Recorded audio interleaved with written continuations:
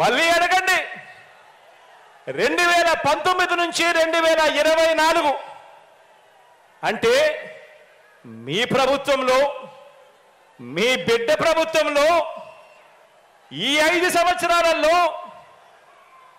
ఆ అక్క చెల్లెమ్మల బ్యాంక్ ఖాతాల్లోకి ఆ రైతన్నల బ్యాంక్ ఖాతాల్లోకి ఆ అవ్వాతాతల చిరునవ్వుల మధ్య మీ జగన్ ప్రభుత్వం అందించిన సొమ్ము చూడమనండి అని చెప్పి కూడా అడగండి ఆ ప్రతి ఇంట్లోనూ కూడా.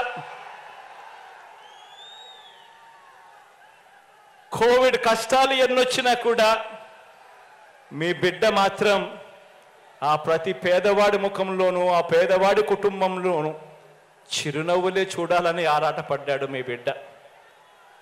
కోవిడ్ కష్టాలు ఎన్నొచ్చినా కూడా సాకులు చెప్పలేదు, ఆదాయాలు తగ్గినా సాకులు చెప్పలేదు, కోవిడ్ కష్టాలు ఎన్ని ఉన్నా సాకులు వెతుక్కోలేదు. తోడుగా అండగా నిలబడింది మీ బిడ్డ మాత్రమే అని ప్రతి పేద కుటుంబంలోకి వెళ్ళి ఆ ప్రతి అక్కకు ప్రతి చెల్లెమ్మకు చెప్పండి, ప్రతి రైతన్నకు చెప్పండి, చిరునవ్వుల మధ్య ఆ అవ్వ తాతలకు చెప్పండి.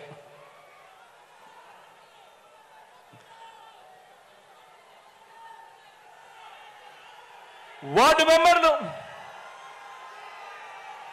మెంబర్లు సర్పంచులు ఎంపీపీలు ఎంపీటీసీలు జెడ్పీటీసీలు జిల్లా పరిషత్ చైర్మన్లు మున్సిపల్ కౌన్సిలర్లు చైర్మన్లు కార్పొరేటర్లు మేయర్లు నామినేటెడ్ పోస్టుల్లో ఉన్న చైర్మన్లు డైరెక్టర్లు ఇతర ప్రజాప్రతినిధులు వీరితో పాటు ప్రతి కార్యకర్తకు వీరితో పాటు ప్రతి అభిమానికి ప్రతి నాయకుడికి ఒక్క విషయం చెప్తున్నాను, ఇది మీ అందరి పార్టీ అని సందర్భంగా తెలియజేస్తా ఉన్నాను.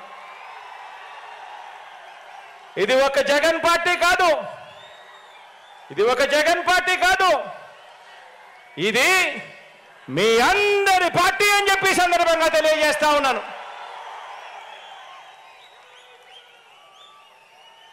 మీ బిడ్డ కేవలం మీ అందరికీ ప్రజలకు ఓ మంచి సేవకుడని మాత్రమే ఈ సందర్భంగా తెలియజేస్తా ఉన్నాను.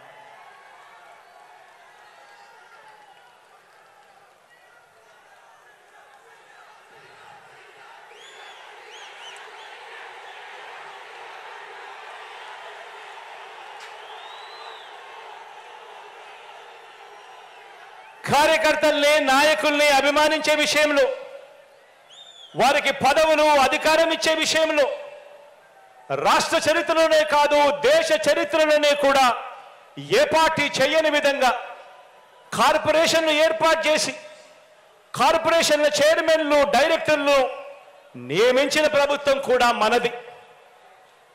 మార్కెట్ యార్డుల్లో కానివ్వండి, దేవాలయ బోర్డుల్లో కానివ్వండి, మొత్తంగా నామినేటెడ్ పదవుల్లో భర్తీ చేసే విషయంలో కానివ్వండి, ఏకంగా 56 బీసీ కార్పొరేషన్లు ఏర్పాటు చేసి మరి చైర్మన్లు డైరెక్టర్లు ఇవ్వటం కానివ్వండి, ఇవన్నీ కూడా కేవలం మీ అన్నకే సాధ్యమైంది అని కూడా ఈ సందర్భంగా చెప్పడానికి గర్వపడతా ఉన్నా.